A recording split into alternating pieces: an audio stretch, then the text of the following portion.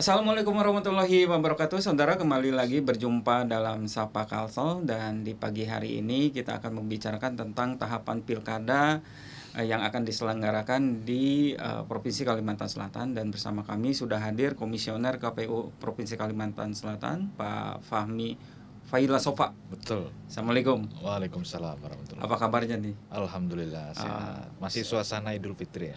Masih Syawal ya. Masih sama. Mohon maaf lahir dan batin. Sama-sama, maaf lahir dan batin juga. Pak Fahmi, kalau tuh misalkan ini kan kemarin baru beres juga berkaitan dengan dengan Pilpres dan Pileg ya, seperti itu. Kemudian harus masuk ke dalam persiapan atau tahapan pilkada ya, seperti itu. Itu pilkada itu kan 27 November 2024. Ya. Begitu, seperti itu. Nah, untuk di Provinsi Kalimantan Selatan sendiri itu berapa kabupaten kota sih yang akan melaksanakan pilkada? Oh ya, jadi sebelum kemarin berakhir tahapan pemilu, pemilu presiden dan pemilu legislatif, kita sudah menyiapkan lagi untuk tahapan-tahapan pilkada. Acuannya adalah PKPU 2 tahun 2024. Nah, ini acuan utama PKPU tahapan program dan jadwal. Nah, di situ hari pemungutannya itu jatuh di hari Rabu juga, 27 November 2024. Nah, hari ini kita sudah melakukan beberapa persiapan untuk melaunching. Nanti kita akan adakan kegiatan launching pilkada. Tapi sebelumnya hari ini kita membuka terlebih dahulu sayembara untuk maskot sebagai branding nanti pilgub kita, maskot dan jingle untuk pemilihan gubernur dan wakil gubernur Provinsi Kalimantan Selatan tahun 2024. Nah, di Kalsel sendiri dari 13 kabupaten kota itu ke-13-nya. Oh, berarti semuanya? Ya, seluruhnya? Ke-13-nya seluruhnya. Jadi seluruh Indonesia 514 kabupaten kota ya, kecuali 6 kota administrasi Jakarta. Nah, itu kan mereka tidak otonom, maka mereka tidak pilkada, wali kotanya masih ditunjuk oleh gubernur DKI Jakarta. Nah, kecuali itu seluruhnya kabupaten kota dan provinsi melaksanakan pemilihan kepala daerah, baik gubernur, bupati maupun wali kota. Di Kalsel ke-13-nya juga 13 kabupaten kota melaksanakan ditambah dengan gubernur provinsi. Jadi nanti pemungutan suaranya ada 2 kotak suara. Ada 2 kotak suara. Betul. Oke.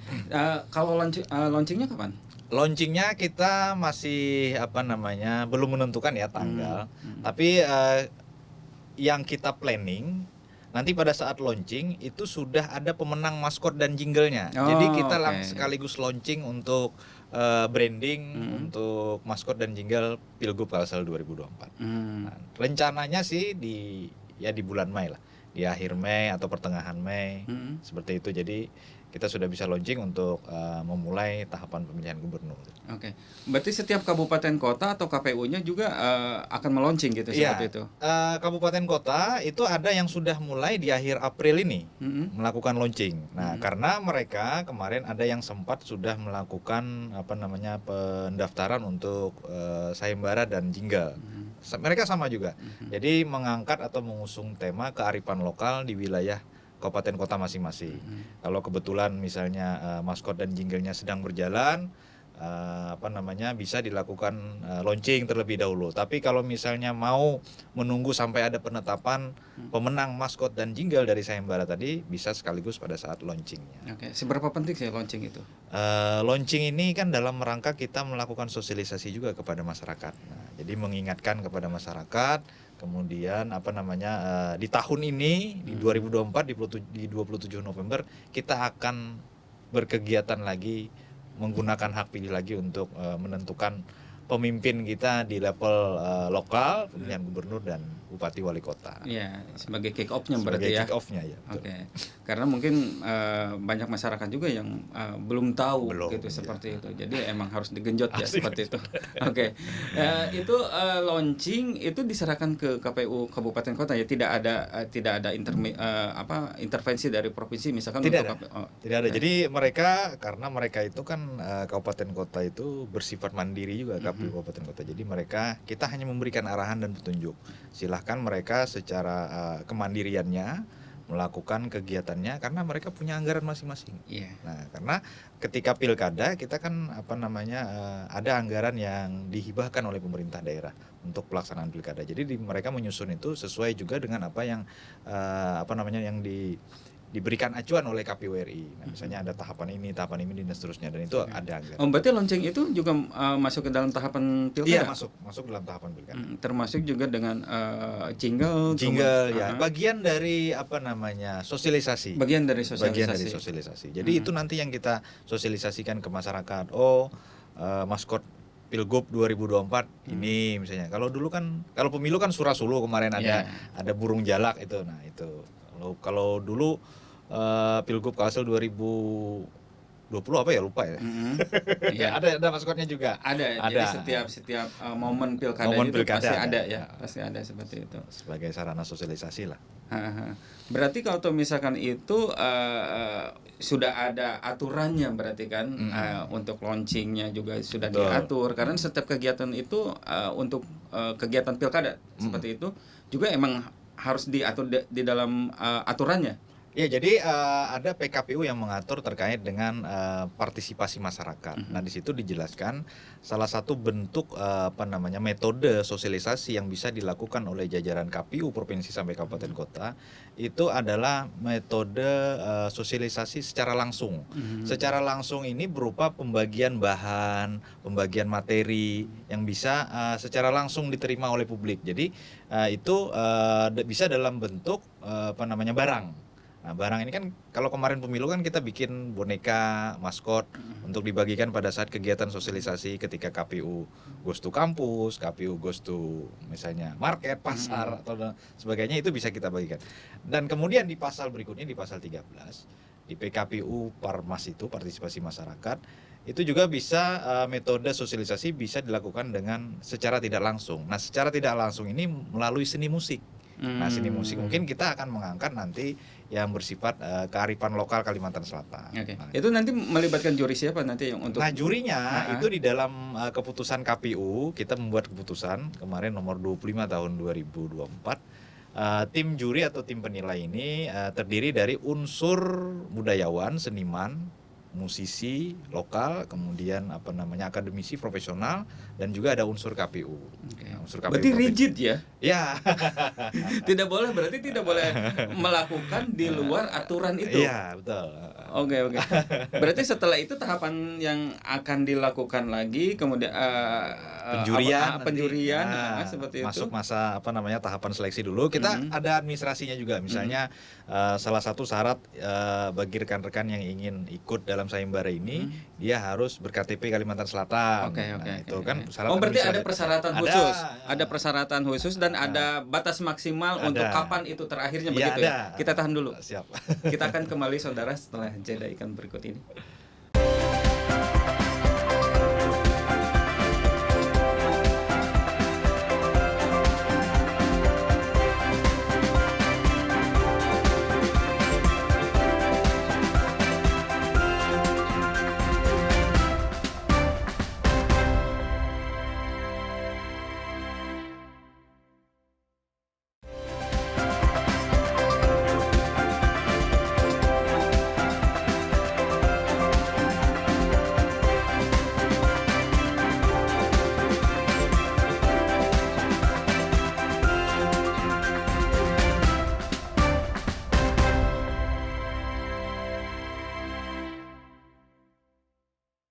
Baik, terima kasih saudara, masih di Sapa Kalsel dan kita kembali lagi melanjutkan perbincangan di pagi hari.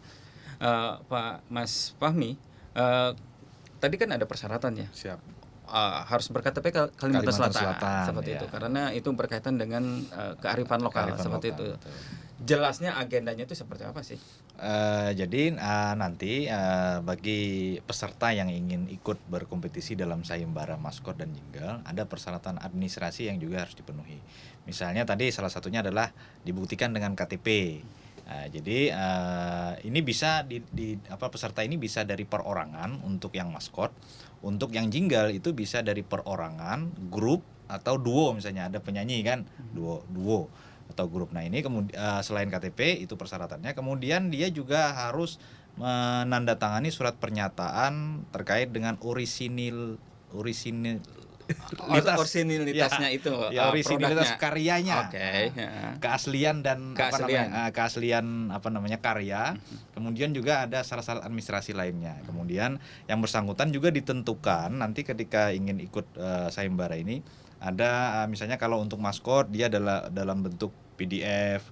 Kemudian menarasikan kenapa tokoh ini apa ya, pemaknaannya secara filosofi apa yang menjadi nilai dari sebuah karya ini. Kemudian kalau jingle itu bisa campuran, bisa menggunakan bahasa Indonesia keseluruhan atau bisa menggunakan bahasa Banjar baik keseluruhan maupun sebagian dari liriknya.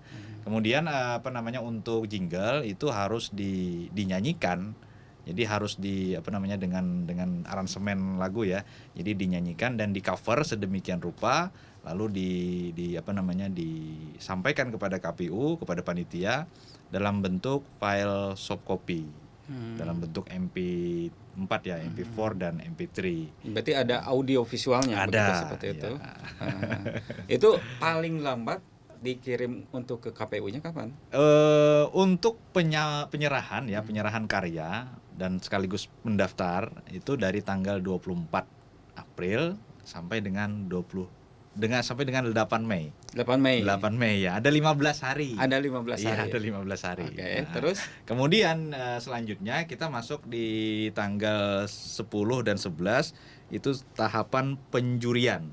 Tanggal 9 itu kan tanggal merah, jadi kita tidak masukkan tanggal itu. Jadi 10-11 Mei itu penjurian.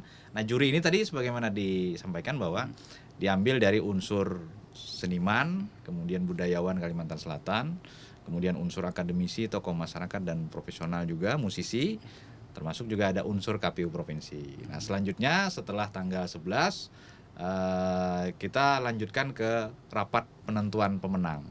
Penetapan pemenang, kemudian di hari Senin tanggal 13 Mei kita umumkan siapa pemenangnya. Nah, selanjutnya nanti kita agendakan launching, mudah-mudahan bisa terlaksana di pertengahan Mei sampai akhir Mei. Nah, di situ nanti kita secara simbolis menyerahkan hadiah kepada pemenang sayembara maskot dan jingle pemilihan gubernur Kalsel 2024 sekaligus meluncing apa maskot dan jinglenya.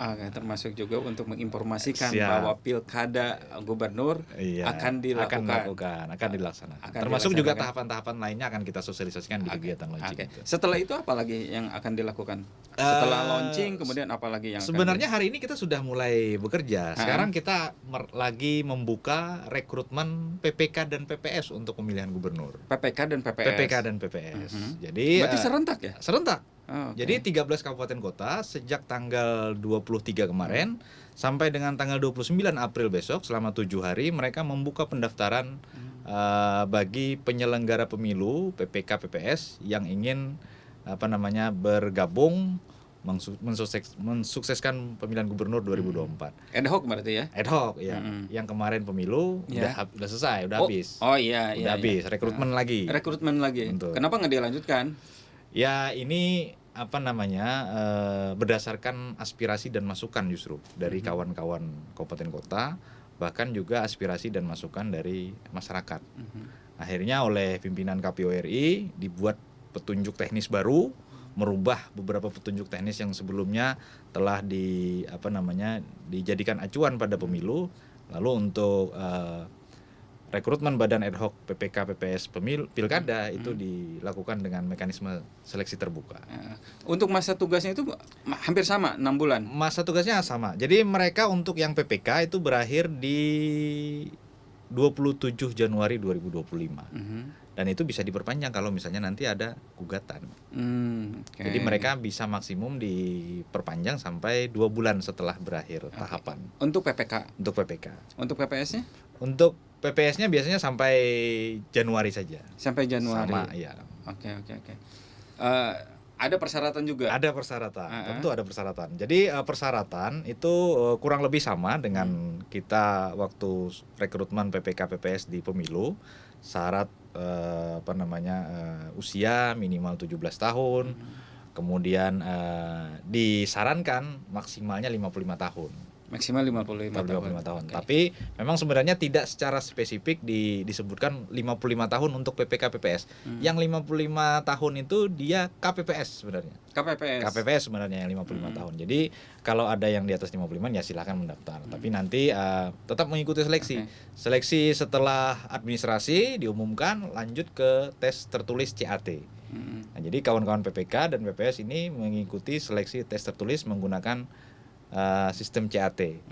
Lalu dilanjutkan dengan tahapan wawancara, lalu kemudian masuk ke tahapan penerimaan masukan dan tanggapan masyarakat terhadap profil calon PPK dan PPS ini, lalu diumumkan. Berapa orangnya? Kalau untuk PPK itu kita kan di Kalimantan Selatan ada 156 kecamatan. Kalau dikali 5 itu berarti ada 780 PPK. Iya 780 ya? Iya. Ya 780 PPK. Oke, untuk PPS? Kalau PPS kita punya 2016 desa kelurahan, berarti kalau dikali 3, kebutuhannya 3 per desa. Berarti ada berapa ya? 6.048 Iya. PPS. Ya, itu kan di setiap kabupaten kota KPU juga kan ada PPK dan PPS-nya. Betul. Apakah itu tidak bertumpang tindih nantinya? Yang mana? Yang dari provinsi juga iya, kemudian Nah ini yang di kabupaten kota, provinsi nggak merekrut. Kewenangan merekrut yaudah. ada di kabupaten kota. Oh, dikira Ya. juga KPU provinsi juga melakukan hal itu. Enggak Jadi ya? untuk pelaksanaan pilgub dan pemilihan kepala daerah, bupati, wali kota, semua PPK yang hari ini kita rekrut. Nah jadi satu PPK saja, Satu PPK dan satu PPS. Jadi kalau untuk pilgub ya itu juga PPK-nya, ya itu juga PPS. Berarti KPU provinsi hanya untuk memantau saja. Iya, melakukan pelaksanaannya. memastikan bahwa ini berjalan sesuai dengan aturan-aturan yang sudah ditetapkan oleh KPU RI. Ya itu untuk jumlah PPK itu kan tergantung dengan jumlah kecamatan di masing-masing. Kecamatan di masing-masing. seperti Ya sekalsel itu kalau kecamatan kita sekalsel kan dari 13 kabupaten kota jumlahnya 156.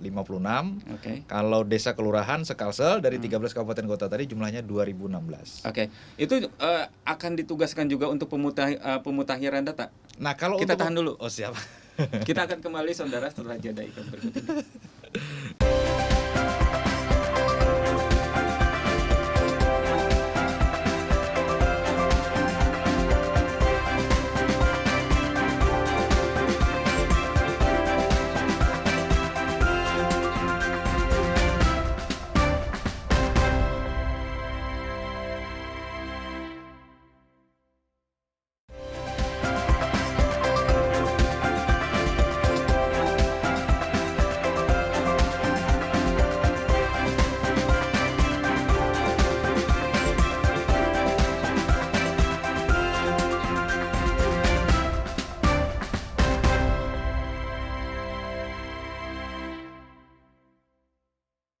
Terima kasih saudara masih di Sapa Kalsel. Pak, kalau tadi kan bagaimana dengan pemutakhiran data? Apakah itu juga akan dilakukan juga oleh KPU provinsi? Oke, jadi nanti setelah PPK terbentuk, PPK kemudian nanti bisa dilibatkan dalam seleksi PPS, termasuk dalam tahap wawancara. Nanti kan PPK sudah terbentuk nih, nanti mereka PPK, KPU Kabupaten Kota membentuk lagi PPS. Nah ini bisa melibatkan PPK. Nah setelah PPS terbentuk, nanti PPS merekrut lagi yang namanya Pantarlih. Nah, petugas pemutakhiran daftar pemilih. Jadi berjenjang ya? Ya berjenjang. Okay. Nah, mereka kalau Pantarlih punya tugas melakukan pemutakhiran data. Yang sumber datanya, sumber utama datanya adalah data pemilu terakhir kita. DPT. Ya DPT kita yang jumlahnya 3.025.220 pemilih. Itu akan disandingkan, disinkronkan dengan data DP4 yang nanti akan diserahkan ke Mendagri kepada KPU RI. Nah, KPU RI nanti akan membagikan untuk masing-masing provinsi. Nah, itu sebagai data awalnya. Ada dua data, DPT pemilu terakhir dengan DP4 yang diberikan oleh Kemendagri. Itu lalu diturunkan ke lapangan. Dan dilakukan pemutakhiran oleh kawan-kawan. Itu sinkron dari dua data itu. Nah, itu nanti akan disinkronkan dulu. Ya, mana yang cocok, mana yang tidak cocok. Kalau cocok mungkin tinggal dicari saja. Nah, kalau yang ada data baru, misalnya ada pemilih baru berusia 17 tahun. Nah, itu yang nanti harus divalidasi kebenarannya. Bukti KTP-nya harus ditunjukkan, KK-nya harus ditunjukkan dan seterusnya. Lalu didaftarkan menjadi pemilih Pilgub 2024. Ada potensi memang akan bertambah nanti DPT kita. Dari 3.025.000 yang pemilu kemarin. Nah, itu nantinya akan dilakukan oleh Pantarlih. Oleh Pantarlih. Untuk langsung masuk ke langsung lapangan. ke lapangan. Mereka akan melakukan tugas pemutakhiran secara secara door to door ke masyarakat. Oke, kalau untuk PPK dan PPS seperti itu, dia selain dari tugas untuk penyelenggaraan seperti itu juga, apa yang dilakukan tugasnya itu?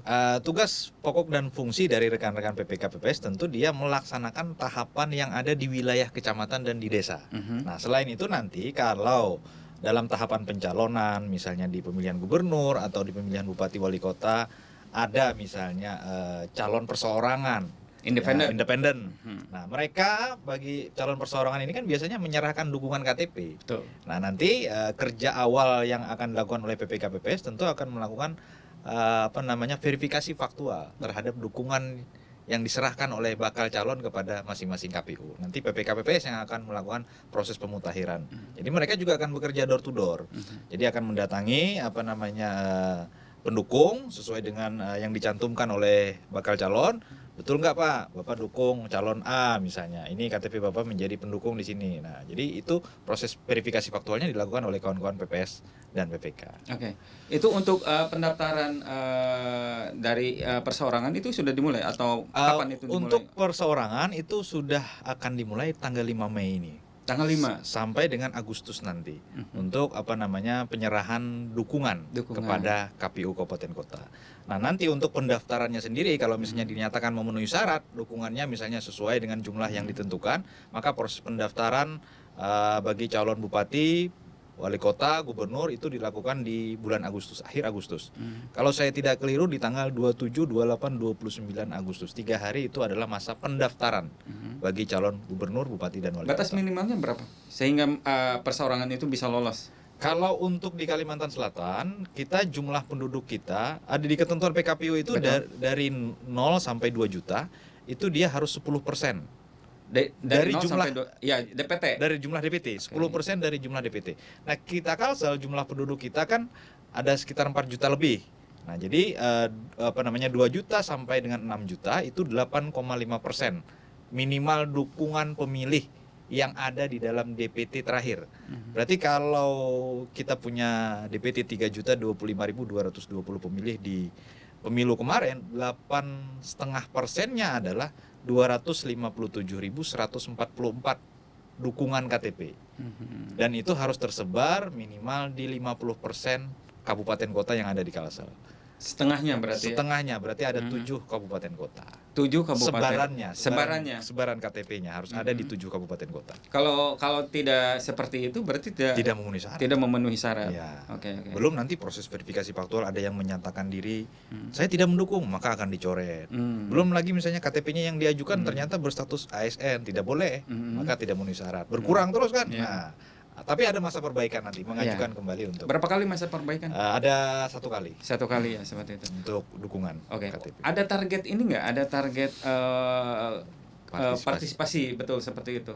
Saat ini kita sebenarnya belum menetapkan, tapi ada melakukan diskusi dengan teman-teman. Nanti kita akan tuangkan dengan keputusan KPU. Angka partisipasi atau target partisipasi kita di pemilihan gubernur Kalsel 2024 itu 80%. 80%. Gak muluk-muluk lah, dulu kan waktu 2020 KPU Kalsel menetapkan partisipasinya 79. Nah, ternyata 64,11. Enggak mencapai. Ini kita targetkan 80 lah. Mudah-mudahan bisa sama dengan pemilu yang lalu. Pilpres kita 83%. 83? Iya, waktu pemilu Kalsel untuk pilpresnya 83% partisipasi dari 13 kabupaten kota. Kemudian untuk legislatifnya itu ada 82%, lebih 82,62%. Jadi memang berarti berdekatan ya seperti itu. Iya, berdekatan karena memang itu juga dihitung jumlah pemilih yang datang menggunakan KTP. Nah, pasti pilpres kan pasti lebih banyak pemilihnya. Kalau legislatif kan dia mengacu kepada daerah pemilihan. Nah, misalnya orang ber-KTP Pulau Jawa tentu tidak bisa menggunakan DPR RI kan, hanya bisa presiden. Dengan syarat dia mengajukan pindah memilih waktu pemilu kemarin. Tapi untuk pilgub ini kan bisa juga untuk pindah memilih. Bisa selama ada di provinsi Kalimantan Selatan. Tapi kalau orang Pulau Jawa tentu tidak bisa memilih. Karena kan KTP-nya juga beda ya. Iya, beda. Seperti itu. Oke. Kalau misalkan yang paling banyak itu pemilih pemula yang kemarin. Pemilih pemula paling banyak kemarin. Kemarin kan waktu pemilu itu ada sekitar 700 berapa ya, dari 3 juta itu pokoknya separuhnya ada pemilih Berarti yang dengan milenial dan ya, Gen Z. berarti yang sekarang itu tidak akan jauh berbeda dong Tidak dengan akan seperti jauh itu. berbeda. Bahkan mungkin akan bertambah angka Iya. itu tadi. Berarti pola untuk sosialisasi juga akan ya, melakukan yang kita sama. akan tetap melakukan sosialisasi dengan melalui secara langsung turun ke masyarakat, kemudian melalui media sosial, kemudian bekerja sama dengan media-media lainnya, misalnya kayak hari ini misalnya Kompas TV kita lakukan sosialisasi terkait dengan tahapan pemilihan gubernur dengan media-media lain juga. Ya, tapi kan untuk tahapan itu kan tidak bisa satu kali ya, seperti ya, itu tidak ya. bisa satu kali. Untuk tahapannya kemudian juga disosialisasikannya juga nggak bisa satu kali, harus terus-terusan akan dilakukan seperti itu. Bahkan nanti pada saat kampanye kan nanti berlangsung di bulan September, Oktober dan November. Untuk kita di Kalsel pemilihan gubernur, kita rancang ada 3 kali debat untuk pilgub. Nah ini nanti kita susun bagaimana teknis dan mekanismenya.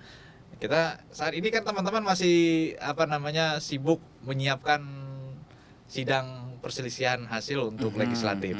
Kita ada 2 gugatan di Kalsel 1 dan Kalsel 2, sehingga kita saat ini masih melakukan komunikasi jarak jauh, belum bisa langsung berdiskusi terkait dengan persiapan pilkada. Tapi sudah tetap terpikirkan. Ya. Dan itu emang harus dipikirkan ya.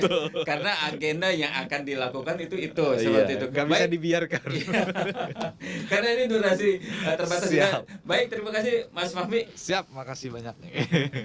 Demikian saudara, Sapa Kalsel di pagi hari ini, kita akan kembali di episode berikutnya. Sampai jumpa.